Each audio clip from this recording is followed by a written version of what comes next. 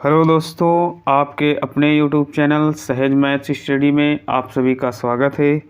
आज हम ब्याज निकालना सीखेंगे, जो कि बहुत ही आसान तरीके से समझेंगे। अगर ब्याज निकालना नहीं आता है तो इस वीडियो को पूरा देखें और बहुत ही आसान तरीके से हम साधारण ब्याज निकालना सीखेंगे फार्मूले के अनुसार।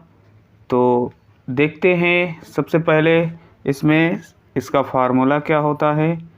तो हम यहाँ लिख लेते हैं साधारण ब्याज। तो साधारण ब्याज बराबर होता है फार्मूला।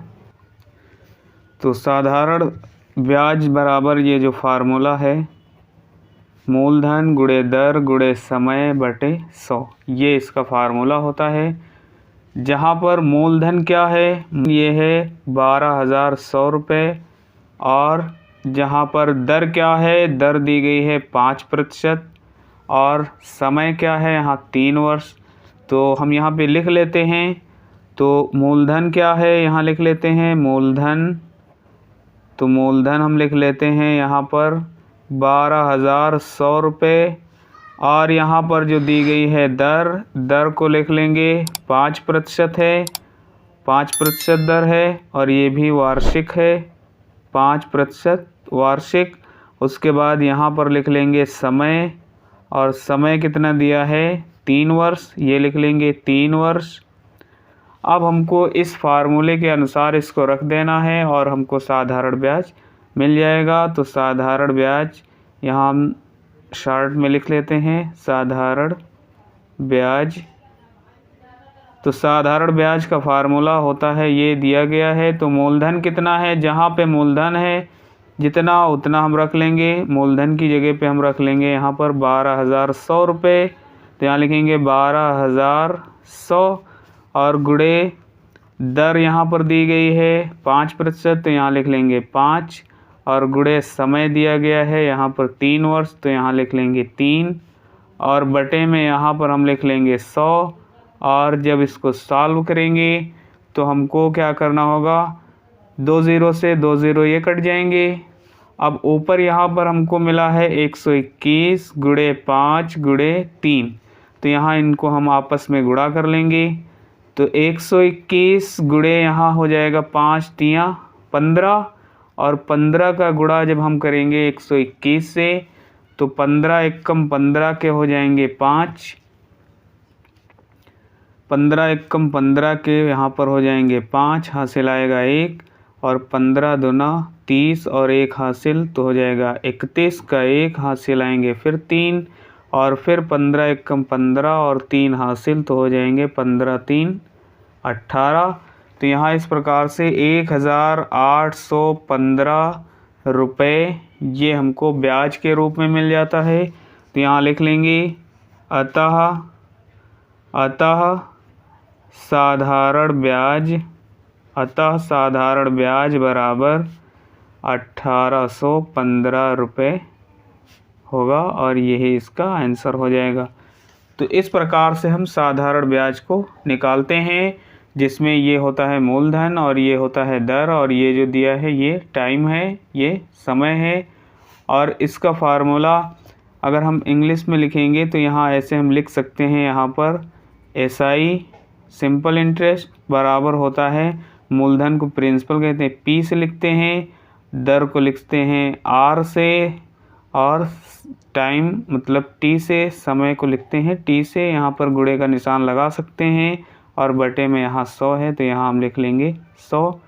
तो ये भी फार्मूला लगा सकते हैं, ये एक ही चीज़ है, बस ये इंग्लिश में है और ये हिंदी में है। तो इस प्रकार से हम SI निकालते हैं, साधारण ब्याज निकालते हैं। देखते हैं नेक्स्ट क्वेश्चन।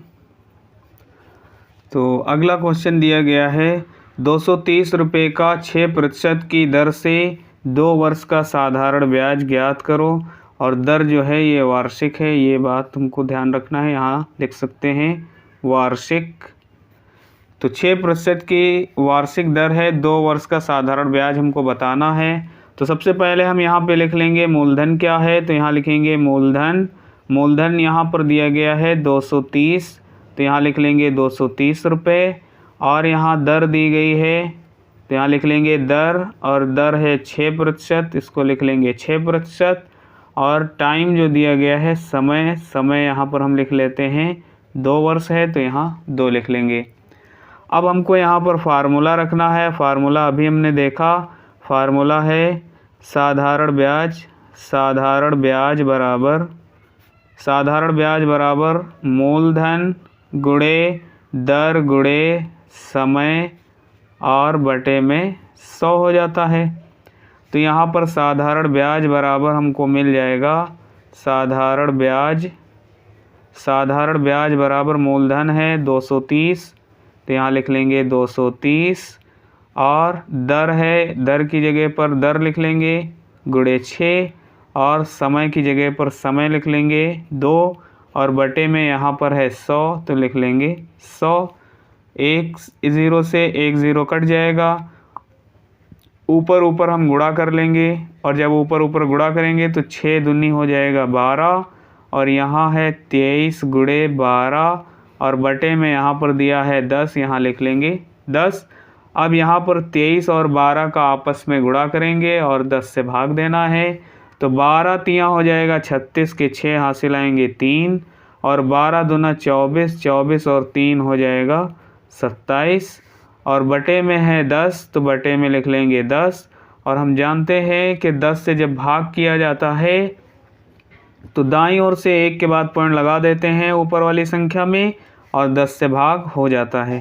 तो संख्या वही लिख लेंगे, बस हमको करना क्या है, यहाँ पर संख्या वही लिखने के बाद 276 है तो 276 हम यहाँ पर लिख लेंगे, और 0.1 के बाद लगाना है क्योंकि यहाँ पर 10 है, 1 0 है इसमें तो 1 के बाद पॉइंट लगा देते हैं, और यही इसका आंसर हो जाएगा। और ये इतने रुपए लिख सकते हैं। तो ये कितने रुपए आ गए यहाँ पर, 27.6 रुपये ये इसका ब्याज हो जाएगा। तो यहाँ लिख सकते हैं अतः 27.6 रुपये इसका ब्याज होगा। तो दोस्तों इस प्रकार से हम साधारण ब्याज निकाल लेते हैं, और किसी का भी निकालना हो 2 वर्ष का, 3 वर्ष का, 4 वर्ष का, चाहे जितने वर्ष का निकालना हो, हम आसान तरीके से इस फार्मूले को रखकर सॉल्व कर सकते हैं। फार्मूला याद रखेंगे, एसआई बराबर है P गुणे R गुणे T बटे यहाँ पर हो जाएगा 100। तो ये फार्मूला हमको याद रखना है, और इसी फार्मूले से हम इसको आसानी से निकाल पाएंगे। तो दोस्तों वीडियो अच्छा लगा हो तो वीडियो को लाइक करिए, ज़्यादा से ज़्यादा शेयर करिए, चैनल पर नए हैं तो चैनल को सब्सक्राइब ज़रूर करें। मिलते हैं अगली वीडियो में, तब तक के लिए बाय बाय।